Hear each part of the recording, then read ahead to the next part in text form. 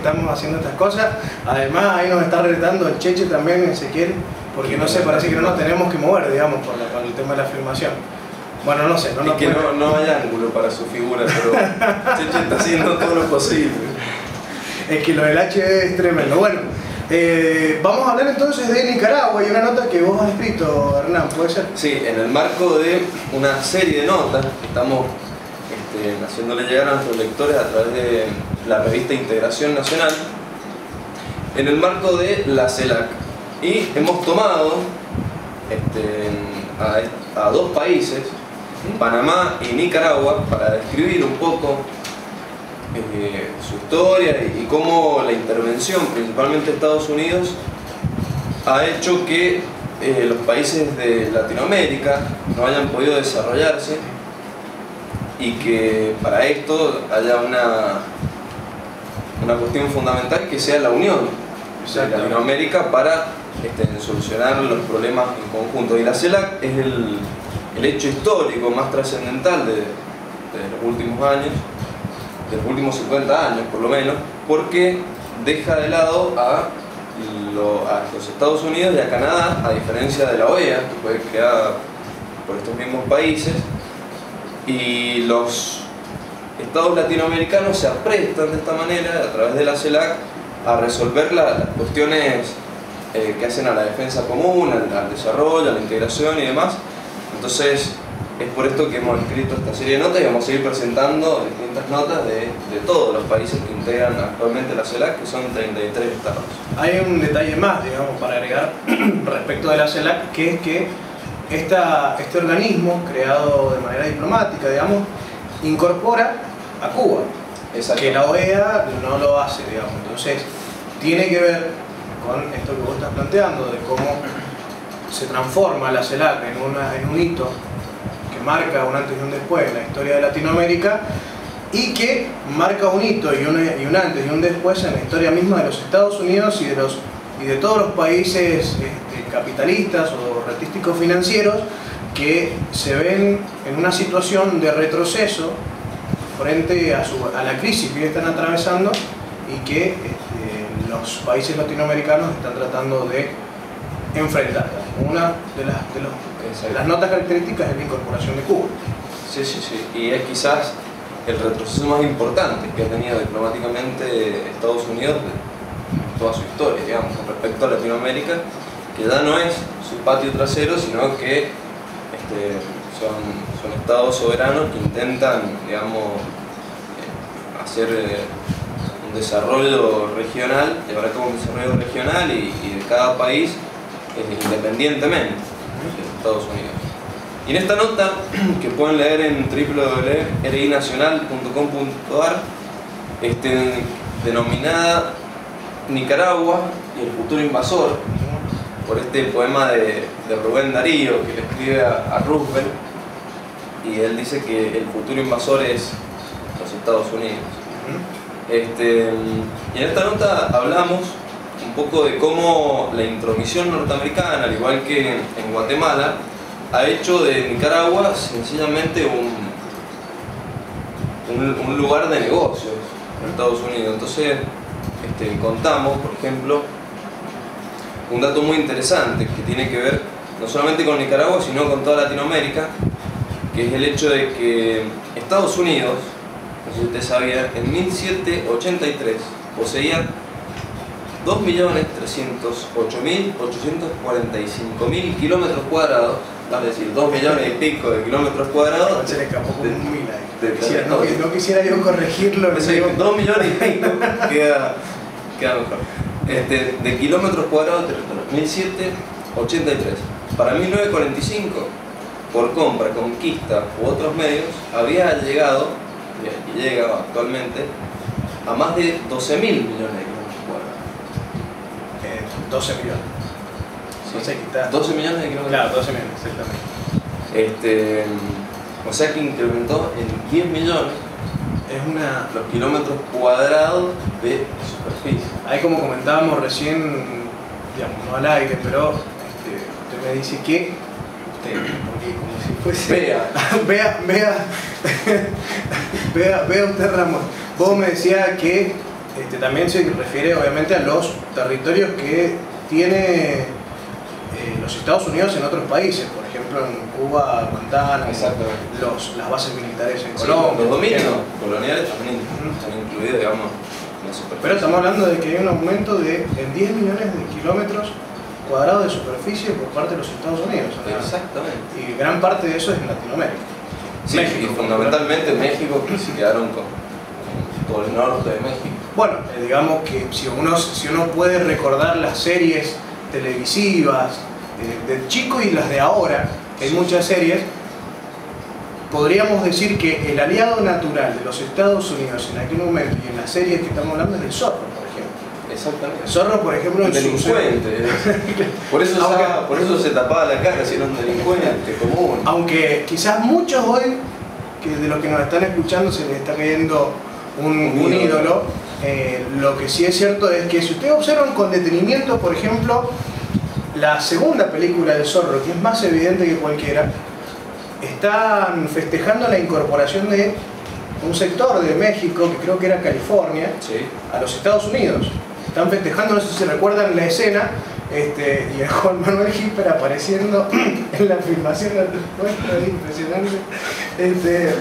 Las cosas que pasan en vivo son increíbles. Pero si ustedes recuerdan, hay una escena en la película en la que aparece en un tren el supuesto como gobernador, digamos, de California. De Nueva California. De Nueva California, que a la sazón no es más que un adláter, un testaferro de los Estados Unidos, y el zorro tratando de defender esa incorporación a los Estados Unidos. Vale decir, en otro de los aspectos que es la colonización cultural, que en este momento juega a través de una serie como es El Zorro, nos puede manifestar esto que estás planteando vos, que planteas en tu nota, que es Nicaragua y el futuro invasor, que habría que discutir ahí quizás si es tan futuro invasor. En realidad ya es un invasor, sí, pero fue desde 1783. Sí. Y el tema es que en el poema de Rubén Darío lo plantea como que siempre es un futuro invasor, que no un país es otro, en fin. Y vos ahí mencionabas esto de California, y ahí está bien explicado en la película que el tema, digamos, no era quedarse con un territorio más, sino porque lo que había en ese territorio, que en California era fundamentalmente oro. Que también lo plantea en la primera película, para hacer unos análisis, para poder vincular todo con todo, como dicen todas las abuelas de todos.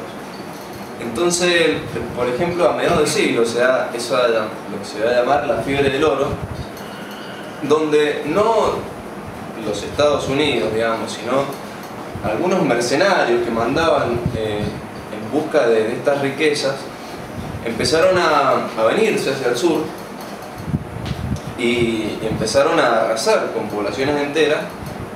Imagínense estados que recién se independizaban de España y que apenas contaban con una administración y que eran presa, digamos, de las potencias coloniales de la época, tanto Estados Unidos como el Reino Unido. Y voy a citar solamente un caso justamente de Nicaragua, de toda esta cuestión de la fiebre del oro. Un mercenario de los cuales mandó los Estados Unidos fue William Walker, que en 1855 interviene en Nicaragua y se hace nombrar presidente, obviamente con el respaldo de la Gran Rivadavia, digamos. Claro. Una cosa así. Pero en Nicaragua, con el respaldo de la Casa Blanca, por supuesto. Obviamente las oligarquías principales de Nicaragua, como el resto del continente, colaboraron para que esto fuese posible, ¿no? Bueno, saqueó prácticamente a Nicaragua, hasta que los países circundantes a Nicaragua deciden echarlo. Era una barbaridad. El tipo insiste nuevamente durante unas 2 o 3 veces más establecerse como presidente de un país al cual no pertenecía. En el mientras tanto iba a Nueva Orleans, lo agasajaban como un héroe nacional, y bueno, era un héroe nacional.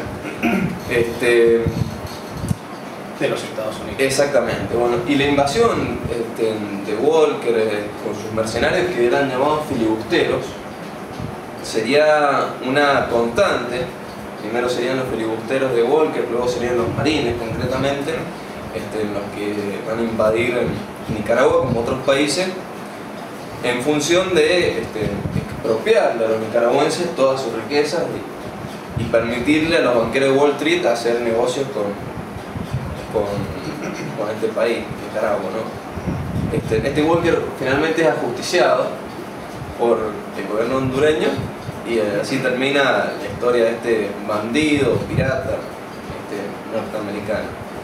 Fíjese que hacia 1911 Nicaragua destinaba todos los recursos estaduales, absolutamente todos, hacia el pago de la deuda externa. Por los Estados Unidos había un poco un presidente títere ahí que se endeudaba, y además permitía la intervención directa de los marines en ese país. El tema es que hasta... Discúlpeme, pero hay un detalle ahí que... Discúlpeme, seguimos con el no tuteo. Pero vos sabés, Ramón, que en realidad se encuentra ahí una coincidencia en los mercenarios o en los personajes que utiliza en realidad los Estados Unidos para poder invadir otros países o para entrometerse en otros países como los latinoamericanos, digamos, que es explicado o fue explicado, entre otras cosas, por este gángster americano que escribió un libro que explica la historia de la CIA, que es un ex agente de la CIA. Un arrepentido. Exactamente, que él también era un mercenario más y era un delincuente. Era un Walker cualquiera, digamos, que al igual que también los agentes que manda Gran Bretaña, estos piratas y demás, es la característica que tienen que tener para poder tener la frialdad suficiente para poder joder a los países que no forman parte de los Estados Unidos, en el caso de Latinoamérica. Tal Walker en Nicaragua, que iba y generaba bandidaje y ultrajaba, digamos, a los nicaragüenses para quedarse con el oro. Después, bueno, finalmente fue ajusticiado. Lo mismo sucede y cuenta este ex agente de la CIA, que lo mismo hacían en otros países, como en los países de los Oriente Medio, en países de África, etc. Ha sido la política constante que han mantenido en los Estados Unidos, hasta en tanto esas alternativas fracasen, es que llegan los marines, y así pasó en Nicaragua, que ocuparon el país hasta más o menos 1933. Luego de eso se van a tener que retirar, producto del permanente jaque hacia las tropas norteamericanas por parte de la guerrilla nicaragüense. En Latinoamérica triunfaron digamos, como medio de llegar al poder, la guerrilla en dos países, en Cuba y en Nicaragua. En Nicaragua lo hicieron los sandinistas, que seguían a Sandino, aquel que había tomado las armas, un obrero, digamos, que había tomado las armas para combatir al enemigo invasor. Y ya esa lucha se va a mantener constante hasta más o menos los años 60, donde después de muchas luchas internas, no solamente con los marines, sino con la Guardia Nacional, que es lo que dejan los marines en Nicaragua, una especie de ejército cipayo, una vez que se retiran, y van a llegar al poder en los años 70, estos sandinistas, digamos, el triunfo de la revolución sandinista, donde va a haber un personaje, un oficial sandinista, que va a tener un papel importante, que es Daniel Ortega, el actual presidente de Nicaragua, que luego en los 80 va a ser el presidente de Nicaragua y va a mantener una lucha constante con los Estados Unidos, que infiltraba agentes en las cooperativas de trabajo y destinaba armas a la contra nicaragüense, producto de ventas ilegales de armas hacia Irán, casualmente, o el contrabando de drogas. Vendía armas a la contra nicaragüense hasta que finalmente lo terminan volteando a Daniel Ortega y ya en el 2006 puede, consenso de Washington mediante, llegar nuevamente al poder y poner hasta Nicaragua en la senda latinoamericanista, digamos, y es una de las firmantes de la CELAC, digamos.